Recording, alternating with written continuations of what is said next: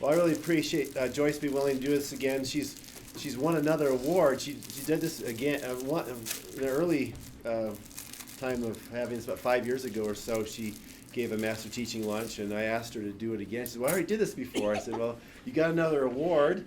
That's what my committee was saying. Well, she already got another award, so she gets to do it again. But she received the Mazer Professional Faculty Award this year, and she definitely deserves it. She has run our writing lab how many years now? 10? 10 years now, and many of you use their services there with your students. I hope if you don't, you should, with their papers, because they do a great job. She has excellent students working for her, and she coordinates it real well. She helps me with reviewing master's theses and doctoral dissertations, which is a great help to me, and she's also teaches classes too, and so she has kind of a wide range of responsibilities, and she does great in all those areas. So I'm grateful that she was willing to do this, and I look forward to having her lead this discussion. So.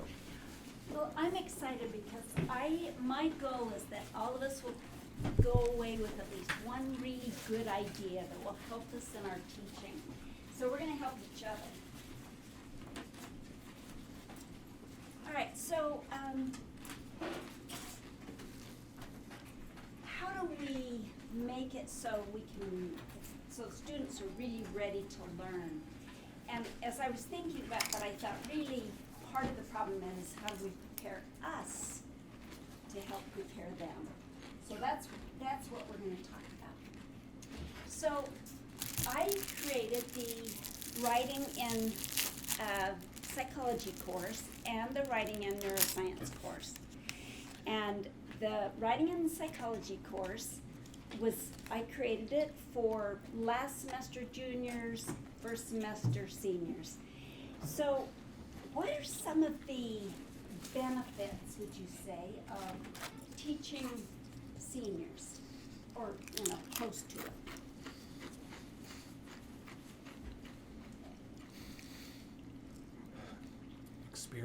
Experience, good. More confident. More confident, good. What else? I just feel like it should have been done earlier. They should have been there earlier. Well, why are we doing seniors when they've been writing as freshman, sophomore, junior, and we just assume they can write? Why would you do a senior class? I'm curious, just the rationale behind seniors.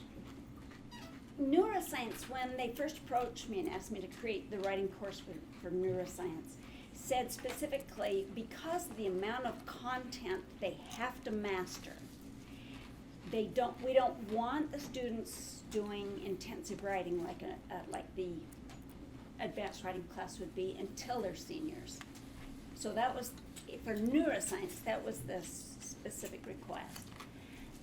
And for psychology, it wasn't so much that we were requiring it but that's just by default when they were taking it, so that they didn't worry about it destroying their grade point average. Stats and writing are the two things students will procrastinate till, as long as they can. Yeah, so I'm currently doing a capstone with a bunch of seniors, and I think their writing skills still need a lot of work, and so your question about, well, what's good about seniors makes me just think about what's bad about them. Good, because I want to know that too. But what's good about it is you can use a little bit more shorthand, I think. I mean, so when you're talking about paragraph structure, they kind of understand what that means a little bit more than somebody who's younger does. Or you're talking about, a thesis paragraph. They kind of get what that is. You kind of have to remind them still, I think. But they kind of know more what you're talking about. You don't have to start from square one, I guess. That's right. That's one good side, I think. And they've heard of Turabian, right? Yes, right, yes. And they know how to cite correctly. They've been trained before. They totally forget and totally just run out of time until they don't do it right. But yeah, that's exactly right. Yeah. And they know how to find sources usually by then. They may need some tweaking for your class, but in general, then the psychology department restructured the order in which students take certain classes. And so the advanced writing, the Psych 307 class, got moved to one of the prerequisite classes before they can go on to anything else. So what are some wonderful things about teaching, because most of my students now are freshmen and sophomores. What are some good things about teaching freshmen and sophomores? Writing is thinking. Writing is thinking, good. If they can write earlier, they'll think better. Okay, good.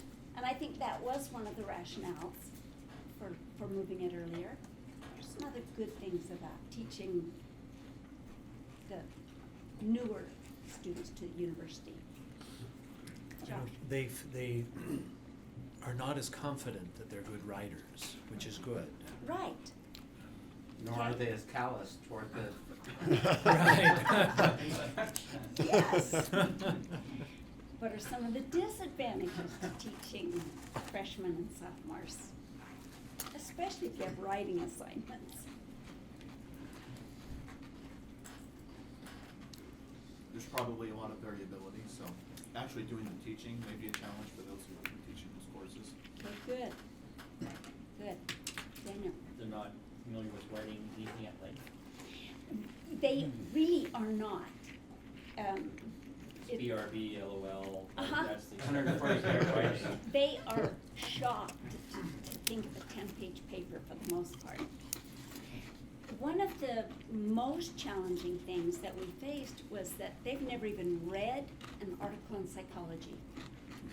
They don't know how to read it, they don't know how to find it, they don't know what the databases are.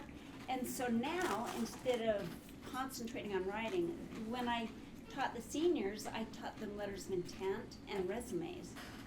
Well, I had to discard those for this particular group because I was determined I was gonna keep those assignments. I feel strongly about them. And they don't have anything to put on the resumes. So, and they don't even know that they're supposed to have experiences that will lead them to those. So this was my reaction to the change. It was really, really, really frustrating. So I realized that, and if it had been automatic, if this semester ended and that was my last class of seniors and juniors, and the very next semester was all freshmen and sophomores, that would have been easier, but the transition was hard. So I would shift to the differing levels, and then I had to shift again and shift again and shift again. And I found that to be a challenge, and I've taught writing for a lot of years. And I realized that this was what I was doing, was that I had these ideals of what I wanted Psych 307 to be. The level of writing I wanted them to have, but they were not ready. They can't even reach the break levels, right? So now I'm gonna just talk about, there's lots and lots and lots of levels of learning. And for a few minutes, I'm gonna talk about 4 of those. And I'm gonna use some vocabulary, but that's not the important thing. And I certainly would not encourage you to memorize it. It won't be on the test. Okay? So you don't have to write it down. So we're gonna talk about these 4 types of learners, particularly because that's the kind that we typically have in the university. So instead of, like I say, that this is the terminology, but just think of it as the bottom level of what we usually face or that we have in our classes. And these are students that often come in with that high school ability, and that's exactly what I face with writing in Psychology 307 now. And it isn't just me that's frustrated, so are they. And their biggest thing is, tell me what you want me to say. It is so hard. They do not, they are not comfortable with the idea of making a claim and persuading readers. They want to write a report. Here's what I found. And that's it. no interpretation, no analysis, just look what a good person I am because I wrote that. So it's really difficult for them, and I want you to know, I am not making fun of any of our students. This is just the reality of what we're working with. So rather than bashing, what we need to do is find out, so what do we do about that? All right? The other thing that I discovered was that this lower level, students can go back to that lower level. For example, those of you that have worked with students on their theses or their dissertations may revert back to that, okay? I distinctly remember sitting in an office with my chair of my PhD, my dissertation chair, saying, we've been working on this for 3 years. Just tell me what you want to say. I'll say it, and let's move on. And so, like I say, I'm not bashing them. It's just that frustration.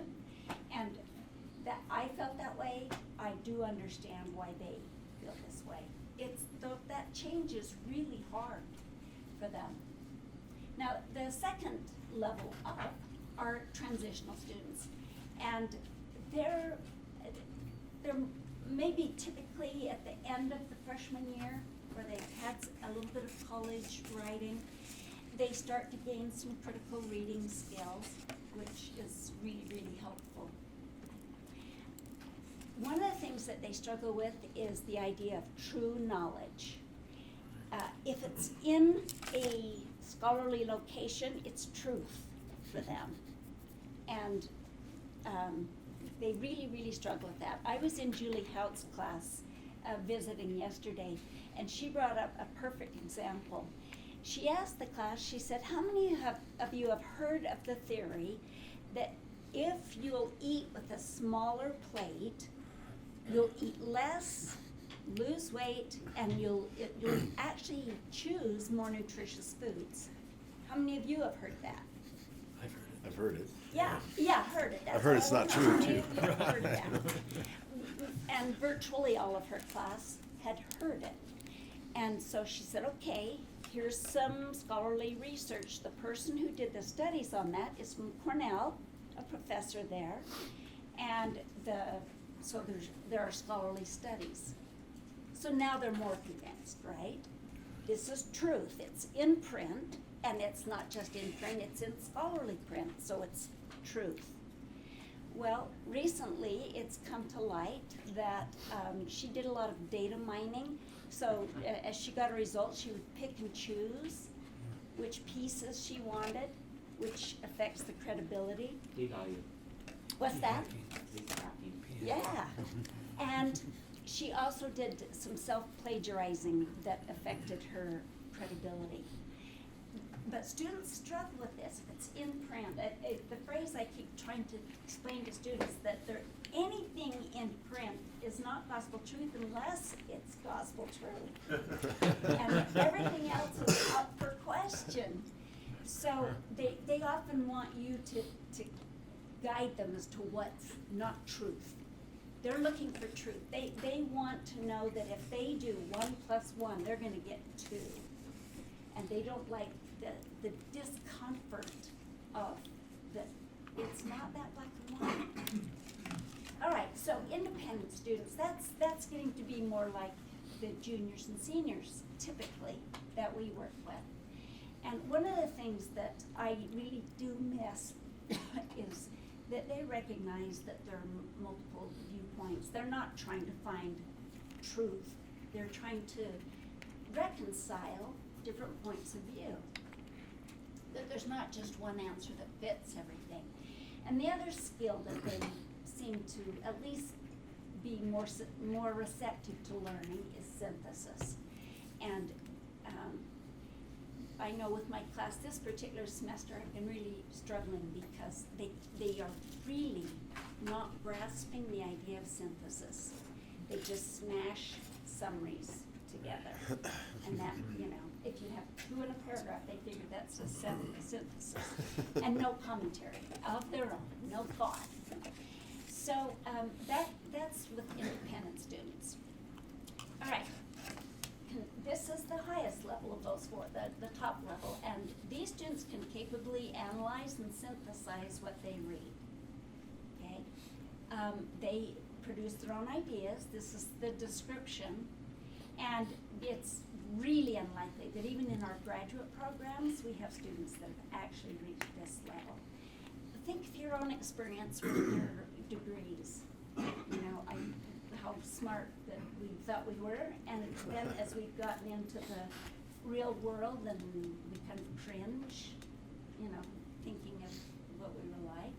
So this is the ideal that we don't really have. All right, we need to help our students, so we need to understand how to help them. All right, so let's think in terms of, this is that lowest level. What can we do to help this level? What practices do you have that could help them?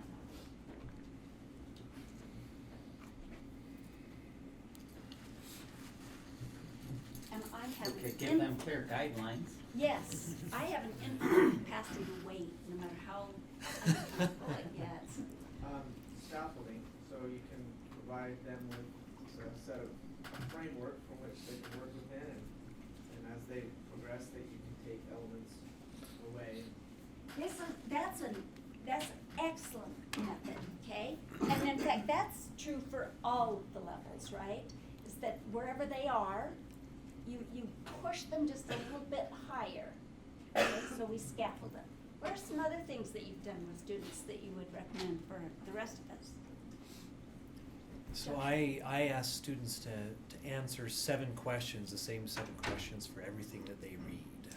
Yes. So they can try to model other people's arguments and start to think that way. And then when it's time to turn around and write, I say, well, you're going to do the same thing here. Yes. So I do something Yes, like that's that, a yeah. good way to move them along that continuum. So here are some of the skills for that level that might be helpful.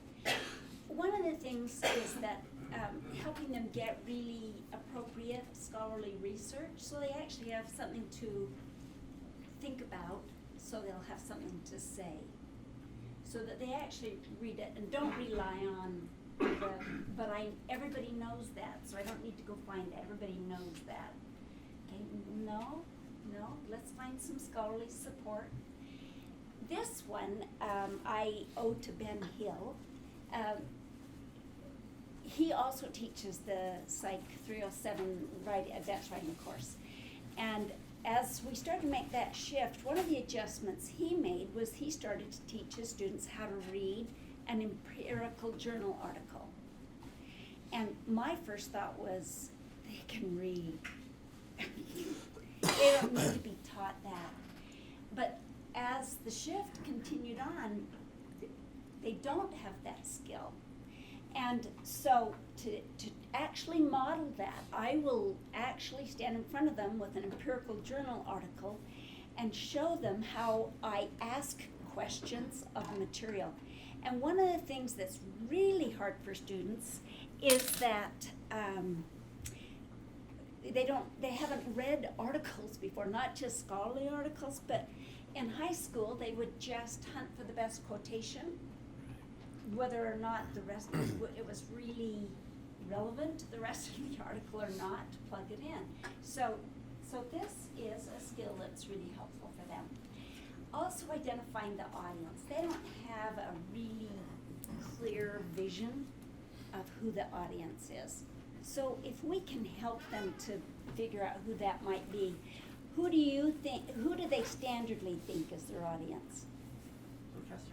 Yes. And that comes back to just tell me what you want me to say. Tell me what topic you want me to write on. That was something I've learned the hard way. That was one of my really bad ones.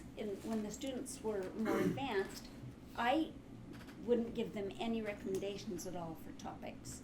I just said, the key is choose something you're passionate about. And I said the way you'll know is if you're researching on your topic and you look at the clock and you go, oh, I didn't realize it was so late, I need to get to class. And if you're doing, looking at the clock every 10 seconds and rolling your eyes, you're not on the right topic yet. Choose something you're passionate about. Well, this level of students very few can do that. It strikes me that I think I've started to realize that maybe this is one of the largest problems, because so we give them oftentimes scholarly articles to read, but and then they start to try to mimic them and when they write, and they mimic very poorly, right? Right. Or they mimic inappropriately. So they will borrow language or phrases, but they just don't make as much sense when they say them because they don't really fully understand what it is that they're saying. And so this is really hard because there isn't, the types of papers that we often ask of our students don't exist naturally in the real world. Right. And so we have to say, well, okay, now read this and understand it, but don't try to write like that person. Well, how do you want me to write then? And so, what do we have for sort of example texts or mentor texts? And it's, I guess, other papers that other students have done nicely. But, and so often, I'll use those kinds of things. But yet, I mean, this is hard to get them to think about their audience. And I think that I agree, they always shoot sort of too high. They're always like pretending that, okay, I'm going to try writing to the same audience that I try writing to, right? And I don't want them to write to that audience. That's right. I just want them to write to an audience of their peers. But man, do those things exist naturally in the natural world? I mean, there are some out there, but they tend to be, popular science books or popular science kinds of things, but those are often even a little bit more balanced towards entertainment than I want them to be. So That's right. And there's a couple of thoughts. yeah, student journal. I actually finally hit on this year. I don't know why I'd never thought of it before, but I thought, oh yeah, what about articles that have been published in our student journal? Yes. So I have a couple of thoughts on that Okay. too that I'm not going to actually get into, but one is to quit using a research paper and choose a realistic document that they may actually use. Because I agree, there's no such thing as a research paper. We used to, when I first created the course, we did one. Interesting. Now we do a literature review because in psychology, they publish literature reviews, standalone literature reviews, and that's a document. That makes a lot more sense than me teaching them how to do a research paper, which, So we actually don't have them write a research paper. yeah. They do it in a later course. They do it in a later course, but not in this course. Do an op-ed or something. Or never, Or never. or never. That's a radical thought. It is. Choose real life examples that they're going to be able, that they need to write. Blog post. Obituary. Obituaries. Op-eds, though, I right? got A a blog lot. post is a good example, actually. A good Yeah, blog, I mean, because a good quality blog post that use some evidence and have a thesis, right? That's They get read. the nearest real world example, I would say. That's right. That's exactly right. Julie Help mentioned yesterday that 4 of her students and one of the professors in this School of Family Life have just been accepted to a blog that is pertinent and relevant to their field. That their blog entry has been accepted for publication. So it's not just simply jumping onto some conversation, but that it's a scholarly conversation. So rethink your writing assignments, okay? The advantage to a research paper is that it combines a lot of skills that we want students to have. It's why it was created in the first place, and it's not necessarily a bad idea, but it may not be the best idea for you or your students. Give them real world experiences. Do what they actually do. Josh, were you gonna? Well, this has just got my wheels turning, I'm thinking, Yeah. really fascinating. Why lock into that? Why? There's nothing sacred about a research. all of The our- elephant in the yeah. room. Yeah. And there's nothing sacred about 40-page papers. Can we tell the university that? What's sacred about? Yeah, there's not. There really isn't. For So, undergraduates. I went to Joyce when I first started teaching my junior level class, and it's an introduction to clinical psychology. And we always had the traditional, do a lit review on some treatment approach, and I changed it, and now they do a treatment plan and a progress note and an intake. They write things as if they're a clinician. Well, it matches the class better. Right. And they're shorter, and there's multiple of them instead of one big one at the end of the semester. I like it 10 times better. And then what I do is I have them write the treatment plan from one theoretical perspective, and then they write it on the same case from a different theoretical perspective. So, and then they have to write a paper to compare the two and say, which one of these fits the client best? And so it really gets them into the theories in a more practical way. I like it a lot better. It was Joyce that helped me do it. And you talk about heresy, telling the new dean to not do a research. Well, that's a great example of just the idea that I stumbled upon this idea of thinking like a Yes. psychologist or thinking like a historian. Yes. Like what kind of actual work do they do? Because when it really comes down to it, we want students to really be engaged. A research paper is not something that they think is going to be they think is relevant in the event in getting a grade. Right. But in terms of what's really going to drive them and get them excited, probably not. Well, and how often do we, outside of advanced writing classes where it's a requirement, how often within the first week do we tell them there's going to be a paper due at the end, on the last day of class? And that's the last time basically we say anything about it. They don't share their knowledge. That doesn't happen in the real world. You don't ask somebody to do stuff like that and then not share it. So, and I'm happy to come to your office and, help you have peace and help you breathe deeply. It's really Inner okay. peace. Would you do me a favor? My watch stopped. Okay, I'll keep you posted. So, yeah, when it's 1:45, tell me so that I wind down. Dan, did you have something to say? All right. And Well, I the think other, there was a comment. oh, No, it's sorry, fine. Daniel.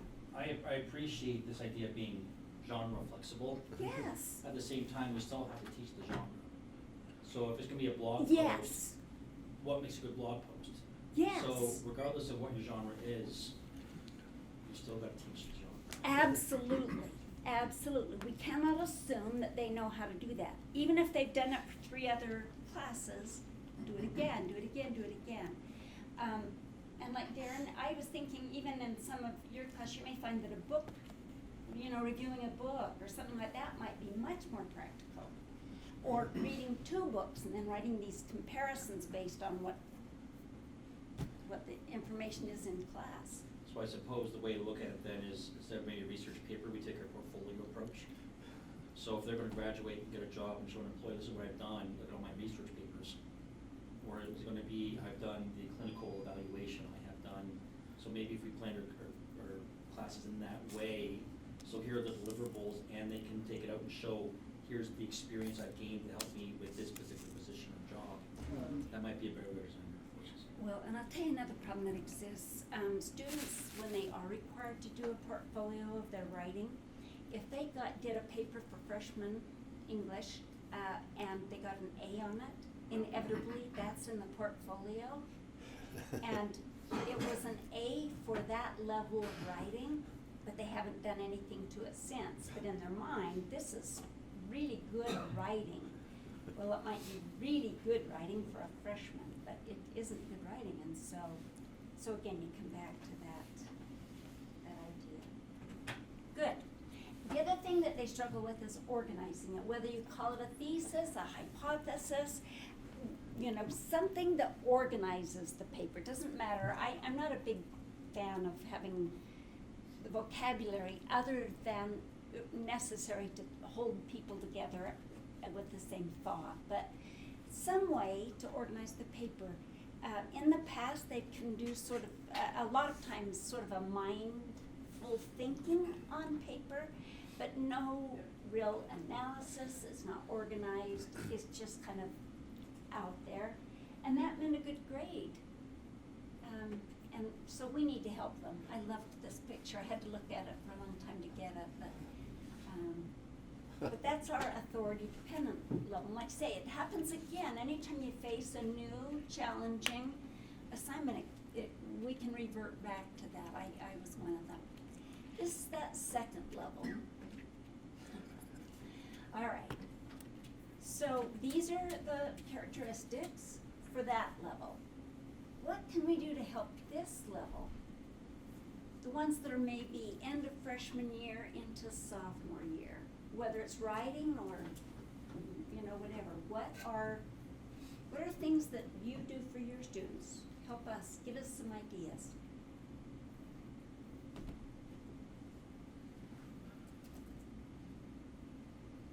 I guess just general critical thinking, if they're accepting everything as true knowledge. And helping them understand that they can use their own resources or other resources to be a bit more critical, to be, thought-provoking, I guess, and with what's out there, and being willing to challenge and being open to the idea that their ideas matter too. So if they have a way of conceptualizing something, you're integrating information and contributing to the knowledge base that's out there. Good. So, yeah, I noticed this, so I also teach a sophomore little class on writing, and yet their go-to sort of critique or standard is truth or accuracy. And so I ask them to read something and sort of critique it, and they'll say, well, it seems accurate to me. And I think what needs to happen is we have to give them a bigger vocabulary, a broader set of concepts that they can use to apply to something that they're reading. So you say, well, and you also have to, I think, actually think about, okay, well, what is truth, right? I mean, can we even know what that is, right? I mean, and how do we know if something's accurate? Accuracy is the last thing that we're going to know in many cases, right? And so to say something, well, that's accurate, I mean, who knows, right? That's the wrong standard. So we've got to give them the right standards, we've got to say, okay, is this, and then we give them, does, things I talk about in my class, does this operationalization make sense, right? Is it logical? Does it have, is it rigorous? Is it, these kinds of standards, but they aren't used to thinking about those kinds of standards, so you have to define these terms and you have to help them through them, and then you have to help them see how they would apply them, it seems to me. Absolutely. Again, it comes to that, we have to mentor them. We have to, they're apprentices. We've got to show them and teach them, not just, here's your menu, good luck. Okay, and that will carry us towards the next level too. So Right. these are some other ones. Claims with evidence, not just, but everybody knows that parents all love their children. Well, you know what? Not all parents love their children. Okay, and the idea of this counter argument, sometimes that can be accomplished with a former student paper. Get their permission first. What I often like to do is get their permission, of course take their name off, and then doctor it. Okay, so I have one little, it's actually just a little bit better than it was originally, and then a copy of one that's much worse. So and then I annotate it and post it for students to see. Or I can ask questions of the student paper. All right, so the independent study, students, this requires, again, synthesis is, they really, really struggle with that. Most of the students in the social sciences, or at least most of the professors that I've talked to, their students struggle with knowing how to synthesize, but part of that is acknowledging that there is another viewpoint. It may be that you'll choose a topic and then present two differing articles, and I'm not talking about one that's gospel truth and one that isn't, because then again they come back to the idea, well, truth is one thing, but simply a topic where you've got counter arguments, so that they can't say, well, this one is absolutely true and this one absolutely isn't. So demonstrate for them, let them see how you work through that right in front of them. All right, so we need to help them deepen their critical thinking or critical reading skills. And like I say, I came dragging, screaming and kicking for that one, and it has made all the difference. So once I post the empirical article in front of them, on the right side, and then they have to do the same thing to 3 different articles. So I ask a question of each paragraph, as if I were going to ask the author, him or herself. So I asked a question to the side of every paragraph. On the left side, I might just have other kinds of notations that I want to remember.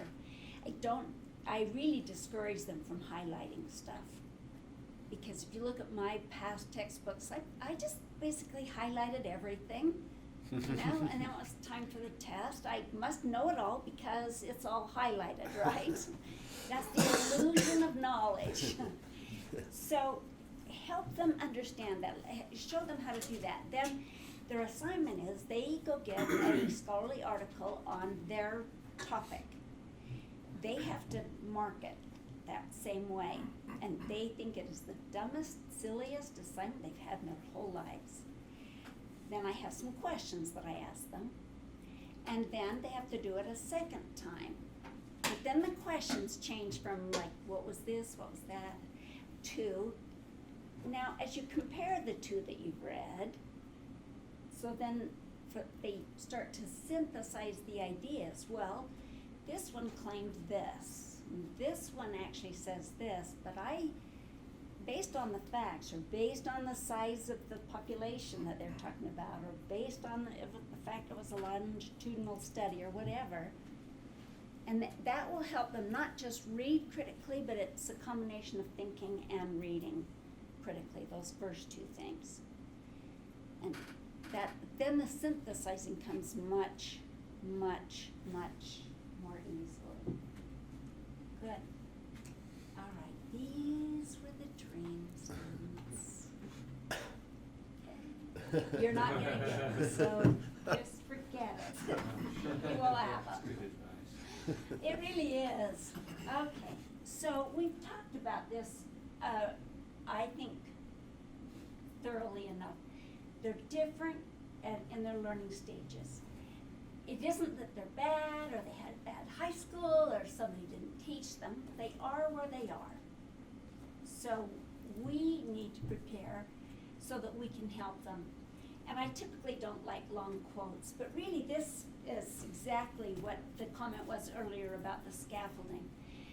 Sometimes it means simplifying the expectation, but other times it means keeping your standard really high, but then simplifying the steps to get there so that it isn't just one thing. How many of you play a musical instrument or have kids that play a musical instrument? Okay, most everybody think in terms of something similar.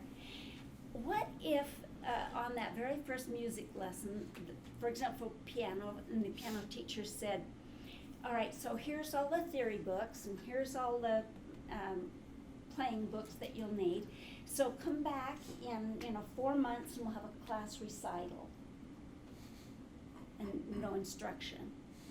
That's similar to what we do to our students when we say, write a scholarly paper on this topic and turn it in on the last day of class. There's no opportunity to really practice any of the skills that we've talked about. No wonder they're having a hard time getting them. We expect them to have critical reading and we expect them to think critically, but maybe we're not providing enough practice, enough deliberate practice. And that's a huge difference. Okay? All right, here's some suggestions. Time? All right, I'm gonna wind this up. Here's some things that we can do, and that is help them with learning experiences. Teach them. Teach them. Don't assume that they know it. And then as you're working with them, if you realize, oh no, they've got that skill, great, move on to the next level. Okay? We've all had challenges that were way beyond our capability, and how discouraging that is. That's the way it is for the students.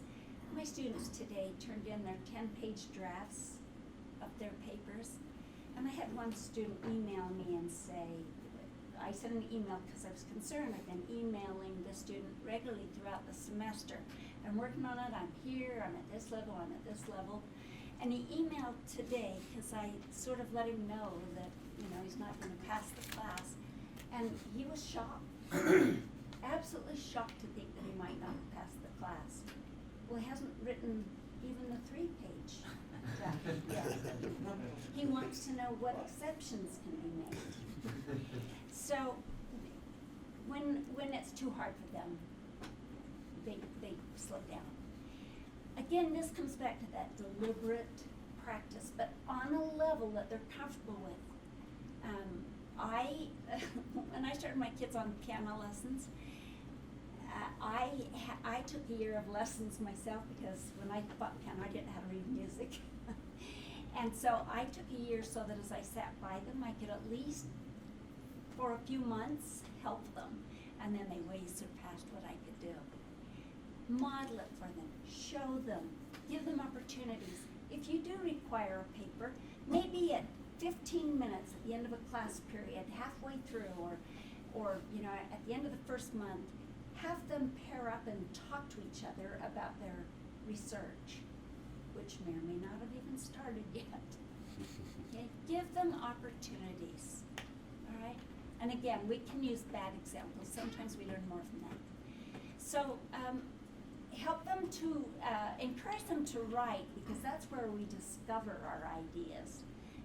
It isn't that we write down once we have all these brilliant ideas, but it's usually like, in my case, the 40th draft before I go, oh, I know what I want to say. I know what I have to offer. All right. This one, the better you know something, more difficult it becomes to teach it. Okay, so as faculty, it's hard to teach skills that we have. So the person who knows best is to get another student. That's from a really good book, if you not had a chance to read. It's called Make It Stick. It's how to help learning stay with students. And the authors, that's one of their I'll quotes. just confirm that. It is amazing. It really helps with, based on very sound scientific Very sound principles. And we had, was it Brown that came here to the university and spoke to us? All right, so you can have the students come to the writing lab, just a little plug, but you can make it even a better experience. We have staff meeting for 2 hours every week. You're welcome to come to staff meeting and train the advisors, okay? And say, here's my prompt, here's rubrics if you use those, and here's what I'd really like you to help my students with. They just never get this. Can you help them with that? For some, it's, I just want you to help them with the documentation style. Okay, we can do that. Or can you make sure there's a thesis? They're just missing that still. Okay, so we can help with that. Or I'm happy to come talk to you and just let you brainstorm, changes that you might make. But I'm really grateful, like I say, for this opportunity. I've come away with some really good ideas from some of the things that you've said, and I hope that you have been able to do that too. And I would just say, we're not going to have those contextual students.